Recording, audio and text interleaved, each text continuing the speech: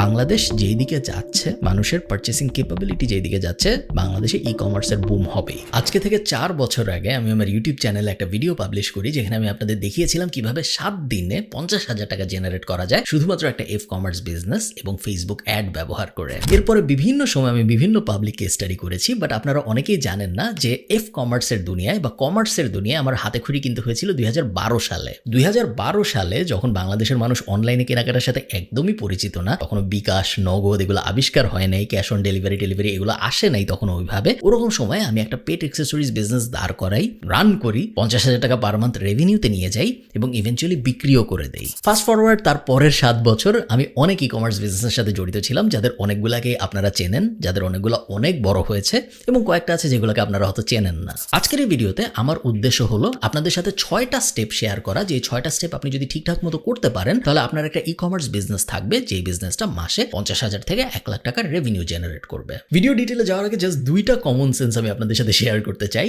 1 নম্বর common sense হইল, আপনি যদি একটা ই কমার্স বিজনেস করতে চান তাহলে যে একদম ধ্রুব সত্য প্রাইমারি জিনিস আপনার বুঝতেই হবে সেটা হইল the difference between revenue and profit. এমন হতে পারে যে আপনি একটা প্রোডাক্ট কিনছেন 100 টাকা দিয়ে এবং তারপর ওই প্রোডাক্ট আপনি বিক্রি করছেন 150 টাকায়, কিন্তু আপনার 50 টাকা লাভ হয় নাই, উল্টা আপনার 200 টাকা লস হয়েছে। কিভাবে হয়, কেন হয়, এগুলো আমরা এই ভিডিওর শেষের দিকে শিখবো। এবং সেকেন্ড যে ইম্পর্টেন্ট লেসন যেটা আপনার অবশ্যই বুঝতে হবে সেটা হলো থার্ড পার্টি টুল লাইক ফেসবুকের ওপর 100% রিলাই না করে নিজের সেটআপে যাওয়া, নিজের ব্র্যান্ড বিল্ড করাটা কতটুকু ইম্পর্টেন্ট। এই ভিডিওর স্পন্সর জাতিক ইজি। খুব ন্যাচারাল একটা ইন্টিগ্রেশন, কারণ এই ভিডিওতে আমরা ওয়েবসাইট বানানো নিয়ে কথা বলবো এবং জাতিক ইজি দিয়ে আপনি খুব সহজেই কোনো ধরনের টেকনিক্যাল স্কিল ছাড়া 1 থেকে 2 মিনিটের মধ্যে একটা ওয়েবসাইট দাঁড় করায় ফেলতে পারেন, একটা ই কমার্স ওয়েবসাইট দাঁড় করায় ফেলতে পারেন, যেটা অবিশ্বাস্য মনে হতে পারে শুনতে, বাট অ্যাকচুয়ালি সত্যি। জাতিক ইজির 2টা প্ল্যান আছে, এর মধ্যে একটা ফ্রি, যেটা যে কেউ ট্রাই করে দেখতে পারে, কোনো টাকা খরচ নেই, এবং অন্যটা হলো 500 টাকা পার মান্থ। যেটা প্রিমিয়াম 500 টাকা পার মান্থ, ওটার মধ্যে ফেক অর্ডার ডিটেকশন, আরো বেশি কাস্টমাইজ করার অপশন নিজের ওয়েবসাইটকে, এরকম অনেকগুলো এক্সট্রা সুবিধা আছে। Free hosting, unlimited order, free subdomain, এই ধরনের জিনিসগুলো আপনি ফ্রি প্ল্যানটা নেন অথবা আপনি 500 টাকা পার মান্থের প্ল্যানটা নেন, আপনার জন্য অ্যাপ্লিকেবল, দুইটাই আপনি পাবেন। যেহেতু জিনিসটা ফ্রি এবং যেহেতু একটা ওয়েবসাইট বানানো বেশ হ্যাসলের একটা কাজ, স্পেশালি শুরুর দিকে, আমার মনে হয় জাতিক ইজি খুব পারফেক্ট একটা ইন্টিগ্রেশন এই ভিডিওর জন্য। কারণ এই ভিডিওটা যারা দেখবেন আমি আশা করতেছি তাদের অনেকেই ই কমার্স ওয়েবসাইট দাঁড় করাবেন, এবং আমি খুব কেয়ারফুলি চিন্তা করেই এই কথাটা বলতেছি। কারণ আপনারা যখন ই কমার্স ওয়েবসাইট এখন দাঁড় করান, বাংলাদেশে এই মুহূর্তে যেটা হয় সেটা হলো, যারা ই কমার্স ওয়েবসাইট দাঁড় করায় তারা 2টা প্ল্যাটফর্মে মেইনলি যায়, হয় তারা ওয়ার্ডপ্রেসে যায় অথবা তারা শপিফাইয়ে যায়। ওয়ার্ডপ্রেসে যারা যায় তাদের ডোমেইন হোস্টিং এর জন্য আলাদা ফি লাগে, তারপরে তাদের থিম কিনতে আলাদা ফি লাগে, প্লাস সময় যায় এবং অনেক সময় একটা ডেভেলপারকেও হায়ার করতে হয় পুরো সাইট বানানোর জন্য। শপিফাইয়ের ক্ষেত্রে ড্র্যাগ অ্যান্ড ড্রপ বা ওয়ান ক্লিক ইনস্টলেশন ব্যাপারগুলো আরেকটু ইজি, শপিফাই যেহেতু বানানোই হয়েছে ই কমার্সের জন্য। হাওয়েভার শপিফাইয়ের সবচেয়ে বড় সমস্যা হইলো শপিফাই এক্সপেন্সিভ। শপিফাইয়ের ক্ষেত্রেও আপনার থিম তো লাগবেই, বাট শপিফাইয়ের একটা সাবস্ক্রিপশন ফিও আছে, $49 বা এরকম একটা $29 শুরুর দিকে, এবং তারপর আস্তে আস্তে পারে, যেই ফিটা বাংলাদেশের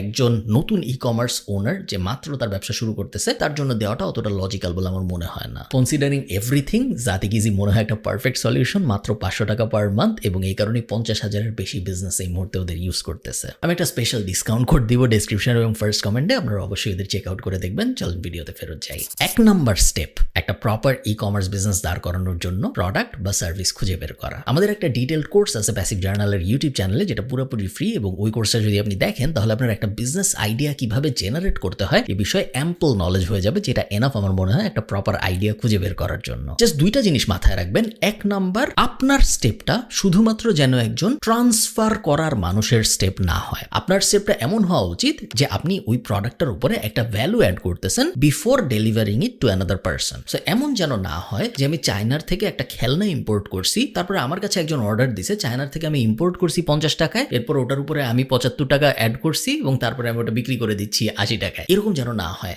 আপনার এই প্রোডাক্টটা ইম্পোর্ট করার পরে নিজের যেন ওই প্রোডাক্টের উপরে একটা ইনপুট থাকে, যাতে করে ওই প্রোডাক্টটা যখন আপনি ডেলিভারি করতেছেন ওই প্রোডাক্টটা আরো ভ্যালুয়েবল হয়েছে। কেন বলছি, তার কারণ একটা সময় আসবে, এই সময় অলরেডি চলে আসছে এবং সামনে ওই সময় আরো আসবে, যখন ডিরেক্টলি চায়নার ওই প্রোডাক্টটার অ্যাক্সেস এই থার্ড পার্টি মানুষটার কাছে চলে যাবে, মাঝখানে আপনার দরকার হবে না। সো ইম্পোর্ট বেসড বিজনেস বা বেসিক বিজনেস, যেগুলো আমি জাস্ট এই জিনিস ইম্পোর্ট করতেছি, এর সাথে একটু প্রফিট অ্যাড করতেছি এবং তারপরে বেচে দেওয়ার চেষ্টা করতেছি, এই মডেলটা খুব বেশি দিন লাস্ট করবে না। এই মডেল দিয়ে ব্র্যান্ড বিল্ড করা পসিবল না, কারণ আপনি একটা জায়গা থেকে ইম্পোর্ট করে বেচা ছাড়া আর কিছুই না। আপনি প্রোডাক্ট বানানো না, আপনি প্রোডাক্টে কোনো ইমপ্রুভমেন্টও করেন না, আপনি বেসিক্যালি কোনো ভ্যালু অ্যাড করেন না এই পুরো চেইনটার মধ্যে। এটা করা যাবে না। সবসময় মাথায় রাখতে হবে, আমি যদি আমার কোনো একটা প্রোডাক্টের উপরে ভ্যালু অ্যাড করতে না পারি তাহলে আমি ওই জিনিস বেচবো না। আপনি চিন্তা করেন, একটা মানুষ দোকান থেকে টমেটো কিনতেছে, দোকান থেকে শসা কিনতেছে, দোকান থেকে মুরগি কিনতেছে, গরুর মাংস কিনতেছে, তারপর সে সেটা রাঁধতেছে এবং সে সেটা রেঁধে একটা ডিশ বানাচ্ছে।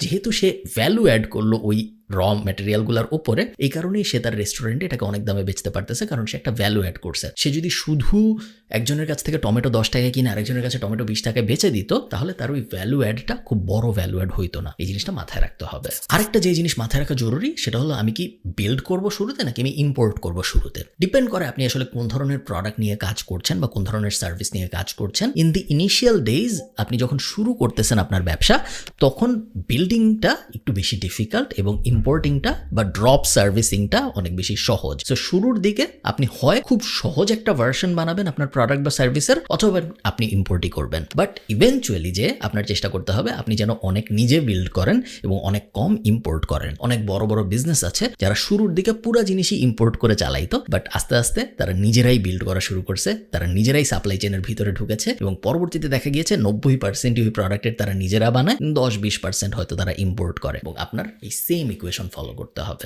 Second step, set up. আপনার আইডিয়া পেয়ে গেলেন, আপনি এখন রেডি। আমি এখন কি করবো, আইডিয়া তো বুঝছি যে আমি খেলনা বেচবো, বাট তারপরে কি? সেকেন্ড স্টেপটা খুবই ক্রুশাল এবং সেকেন্ড স্টেপে আপনার যেটা করতে হবে সেটা হলো ব্র্যান্ড বিল্ড করা। এই স্টেপে আপনি জাতিকিজি ব্যবহার করে বা অন্য কিছু ব্যবহার করে আপনার ওয়েবসাইট বানাবেন, আপনি ফেসবুক প্রোফাইল বানাবেন, আপনি ইনস্টাগ্রাম পেজ বানাবেন, আপনি আপনার প্রেজেন্স পুরা ইন্টারনেটে ছড়াবেন। দেখেন, বাংলাদেশের সিচুয়েশনটা এমন যে বেশিরভাগ মানুষ আসলে এখনো যে দেখা যায় ফেসবুক পেজ দিয়ে অর্ডার দিতে চায়। হাউএভার, আপনার যদি একটা ওয়েবসাইট না থাকে সেক্ষেত্রে আপনার অনেক বড় লস হয় দুইটা ফ্যাক্টরে। এক নম্বর ফ্যাক্টর হইল ট্রাস্ট। আপনার যদি ওয়েবসাইট না থাকে, আপনি যত ওহামোগা বিজনেসই হন না কেন, আপনার ট্রাস্ট ফ্যাক্টর খুব লো থাকবে, বিকজ আপনার ওয়েবসাইট নাই। জেনারেল নোশন মানুষের ভিতরের হলো, যার ওয়েব প্রেজেন্স যত পোর তার কাছ থেকে কেনার চান্স তত কম, এবং যে এটা কিনতেছে আপনার প্রোডাক্ট বা সার্ভিস, সে নিজে ভেবে বের করবে না যে সে কেন এটা কিনতেছে বা সে কেন এটা কিনতেছে না। সাধারণত দেখা যায় যাদের ওয়েবসাইট আছে বা যাদের ওয়েব প্রেজেন্স অনেক ভালো, ইন জেনারেল, শুধু ওয়েবসাইট না, টোটাল ওয়েব প্রেজেন্স, তাদের অর্ডার বেশি আসে। তারা নিজেরাও জানে না যে তাদের অর্ডার কেন বেশি আসে, কারণ দেখা যায় যে ঘুরে ফিরে অর্ডার মানুষ ফোন কল করেই দিচ্ছে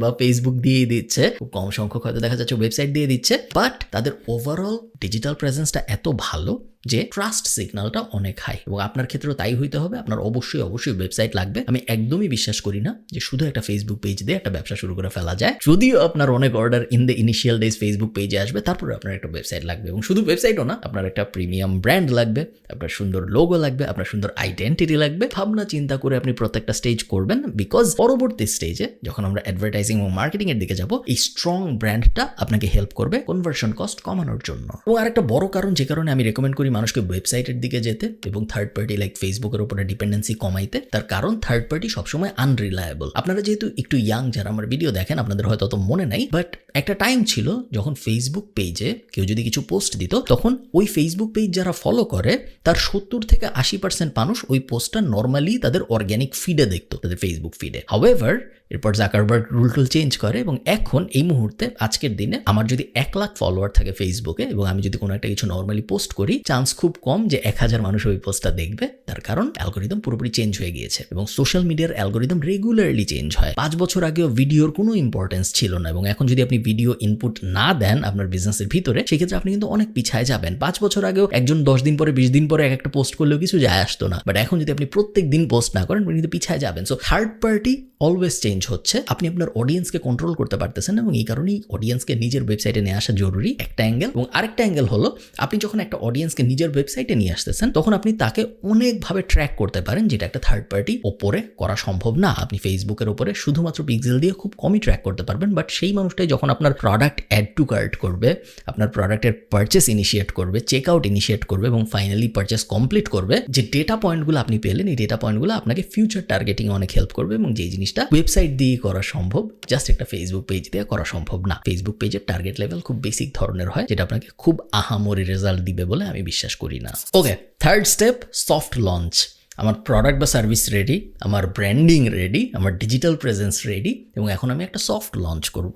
সফট লঞ্চ কি জিনিস? আমি আমার আশপাশের মানুষদের, আমি আমার বন্ধু বান্ধবদের, তাদের বন্ধু বান্ধবদের, আমার পরিবার পরিজনদের বলবো আমি একটা বিজনেস শুরু করছি, দেখো কিনবা নাকি। আমি অর্গানিক পোস্ট করা শুরু করব, যত জায়গায় পারি আমি আমার বিজনেসের কথা ছড়াই দিব অর্গানিক্যালি, কোন টাকা পয়সা খরচ না করে। এবং আমি আশা করব আমার ইনিশিয়াল কিছু ট্র্যাকশন যেন এভাবে আসে, যেন আমি বুঝতে পারি আমি যা বিক্রির চেষ্টা করতেছি, যে প্রোডাক্ট বা যে সার্ভিস আমার বিক্রির উদ্দেশ্য, এই প্রোডাক্ট বা এই সার্ভিসের উপরে আসলেই মানুষের আগ্রহ আছে। সফট লঞ্চ খুব গুরুত্বপূর্ণ, কারণ সফট লঞ্চ যদি ঠিক না হয় সেই ক্ষেত্রে একটা চান্স এটাও হতে পারে যে আপনার প্রোডাক্ট সিলেকশন বা সার্ভিস সিলেকশনই ঠিক হয় নাই। সফট লঞ্চ যখন আপনি করতেছেন তখন পর্যন্ত খুব বেশি দেরি হয়ে যায়নি, সো আপনি আবার ড্রয়িং বোর্ডে ফেরত যেতে পারেন এবং আপনি চিন্তা করতে পারেন যে আপনার প্রোডাক্ট বা আপনার সার্ভিসের উপরে কি টুইক করা সম্ভব, কি চেঞ্জ করা সম্ভব, যাতে করে আপনার সফট লঞ্চ আরো সাকসেসফুল হয়। সফট লঞ্চে গিয়ে সাধারণত কাস্টমারের কাছ থেকে, ইনিশিয়াল কাস্টমারের কাছ থেকে ফিডব্যাক পাওয়া যায়, এবং ফিডব্যাকে মানুষ আপনাকে বলতে পারে যে না, আপনার এটার দাম তো 500 টাকা, এটার দাম আসলে 150 টাকা হওয়া উচিত, 500 টাকা আমি কোনোদিনও দিব না, এই ধরনের জিনিসগুলো। বা বলতে পারে যে এই প্রোডাক্টটা ভালো, বাট এই প্রোডাক্টের ভিতরে এই ফিচারটাও থাকলে ভালো হইতো। এই জিনিসগুলো নিয়ে আপনি আবার স্টেপ 1-এ চলে যাবেন, ড্রয়িং বোর্ডে চলে যাবেন, আবার প্রোডাক্টে ইমপ্রুভ করে স্টেপ 3-তে ফেরত আসবেন। সফট লঞ্চ আমি হাইলি রেকমেন্ড করি। স্টেপ 4, যখন সফট লঞ্চ ঠিকঠাক মতো কাজ করছে, ইনিশিয়াল মানুষজন পছন্দ করছে, সবাই বলতেছে ভালো আছে প্রোডাক্টটা, দু একজন হয়তো তাদের বন্ধু বান্ধবদেরও রেকমেন্ড করছে, তখন আপনি রেডি অ্যাডভার্টাইজিং এর জন্য। এইখানে একটা ব্যাপার বোঝা খুব জরুরি, সেটা হলো অ্যাড ইকুয়েশন। দেখেন, বাংলাদেশের প্রেক্ষাপটে যখন আপনি কোনো কিছু বেচতেছেন, জেনারেলি স্পিকিং, একদম ব্রডলি স্পিকিং, বেশিরভাগ e commerce business same marketing philosophy follow করে, এবং আপনাকেও আমি বলবো সেম মার্কেটিং ফিলোসফির ভিতরেই যাইতে, খুব বেশি আহামরি চেঞ্জ না আনতে।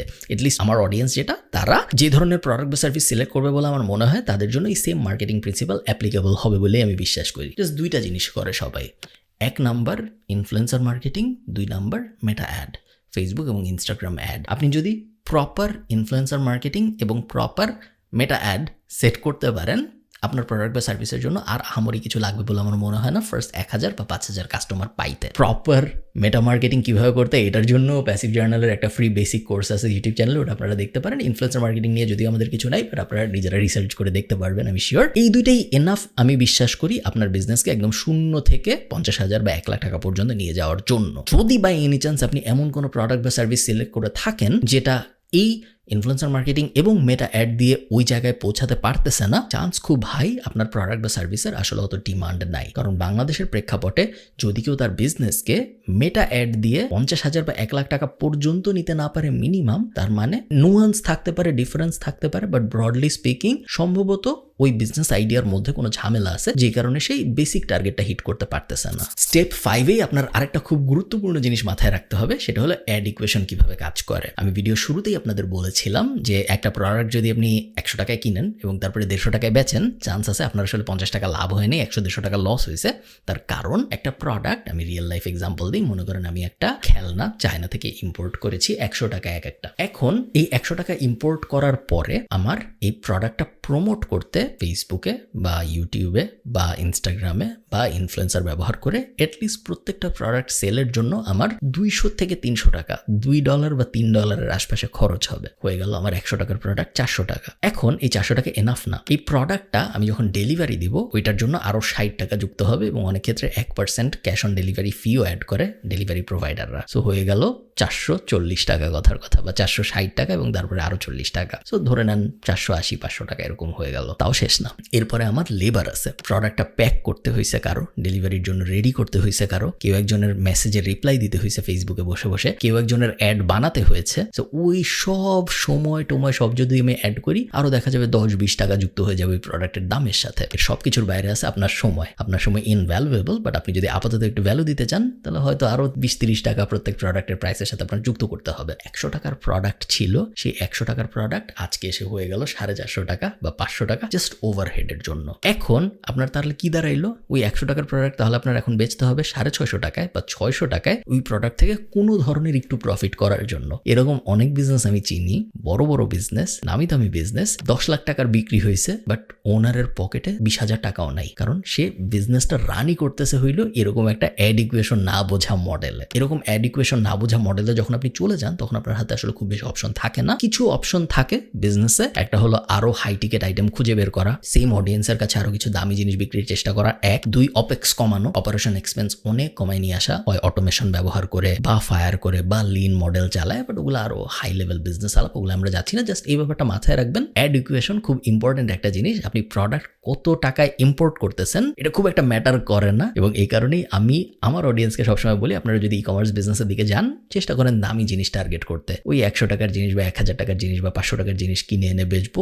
ওই মডেল আমার খুব একটা পছন্দের মডেল না, বাট হ্যাঁ এই মডেলও কাজ করে। লাস্ট সবকিছু ঠিকঠাক মতো যখন হয়েছে, এখন ব্র্যান্ড গ্রো করার সময়। ব্র্যান্ড গ্রো করার জন্য ফার্স্ট আপনার যে 100 200 500 600 1000 কাস্টমার থাকবে, এই 1000 কাস্টমার খুব ভাইটাল। আপনার ওয়ার্ড অফ মাউথের ফার্স্ট ক্লিকটাই আসবে ওখান থেকে, এবং ব্র্যান্ড গ্রো করা কিন্তু একটা লং টার্ম অ্যাক্টিভিটি। আপনার ব্র্যান্ড 6 মাসের মধ্যে গ্রো করবে না, আপনার ব্র্যান্ড 1 বছরের মধ্যে গ্রো করবে না, আস্তে আস্তে গ্রো করবে। এবং গ্রো করার ক্ষেত্রে প্রাইমারি যে জিনিসটা আপনার ফোকাস করা উচিত সেটা হলো কাস্টমার স্যাটিসফ্যাকশন। প্রফিটের দিকে শুরুর দিকে মনোযোগ দেওয়াটা খুব বেশি জরুরি বলে আমার মনে হয় না। ইনফ্যাক্ট আমি বিশ্বাস করি আপনি যদি একটা ই কমার্স বিজনেস শুরু করেন, প্রথম বছর আপনার প্রফিট নেওয়া আসলে উচিত না। অনেকে বলবে প্রথম 5 বছর উচিত না, অ্যামাজন তো বলছে প্রথম 15 বছর নেওয়া উচিত না, বাট আপনি অ্যামাজন বানাচ্ছেন না, আপনি নর্মাল একটা ই কমার্স বিজনেস বানাচ্ছেন, আপনি প্রথম 1 বছরই নিয়েন না, তাহলেই এনাফ। ওই 1 বছর যে আপনি প্রফিট নিলেন না, ওই টাকাটা কি হবে? ওই টাকাটা রিইনভেস্ট হবে কাস্টমার স্যাটিসফ্যাকশনে, কারণ এই কাস্টমারগুলাই ওয়ার্ড অফ মাউথ হিসেবে আপনাকে আরো বিজনেস এনে দিবে। দেখেন আপনি যা বেচতেছেন চান্স খুব বেশি আরো 50,000 মানুষ ওই জিনিস বেচতেছে, এবং সামনে আরো 1 লাখ মানুষ ওই জিনিস বেচবে।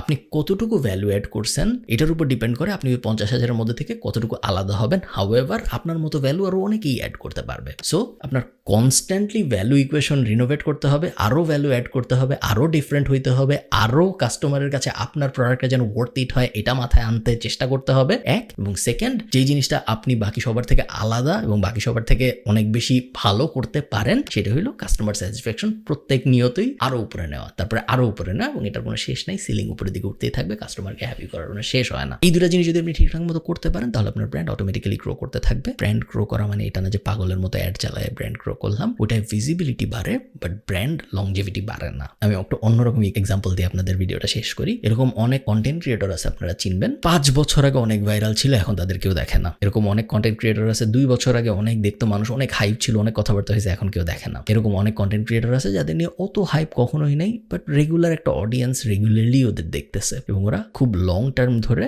ভালো করে যাচ্ছে। আপনার হইতে হবে এই টাইপ আপনার বিজনেস নিয়ে। আপনি যদি ফার্স্ট টাইপ বা সেকেন্ড টাইপ হন, একটা হাইপ, 2টা হাইপ, একটা ভাইরাল মোমেন্ট, 2টা ভাইরাল মোমেন্ট, তাহলে আপনি আপনার ই কমার্স বিজনেসকে সাকসেসফুল করতে পারবেন না। বাংলাদেশ যেই দিকে যাচ্ছে, মানুষের পারচেসিং ক্যাপাবিলিটি যেই দিকে যাচ্ছে, বর্তমান সিচুয়েশনের কথা বলতেছি না, আগামী 15 বছরের কথা বলতেছি, বাংলাদেশে ই কমার্সের বুম হবেই। ইন্ডিয়ায় হয়েছে, নর্থ আমেরিকায় তো হয়েছেই, বাংলাদেশে না হওয়ার কোনো কারণ নাই। বাংলাদেশে আমরা অনেক অনেক অনেক অনেক D2C ব্র্যান্ড দেখতে পারবো সামনে, এবং আমি চাই আপনি এই D2C ব্র্যান্ডগুলোর জার্নিতে একজন ভিউয়ার না হয়ে একজন পার্টিসিপেন্ট হন। ভালো থাকেন সবাই, সবার সাথে আমার দেখা হবে পরের কোনো একটা ভিডিওতে। টাটা।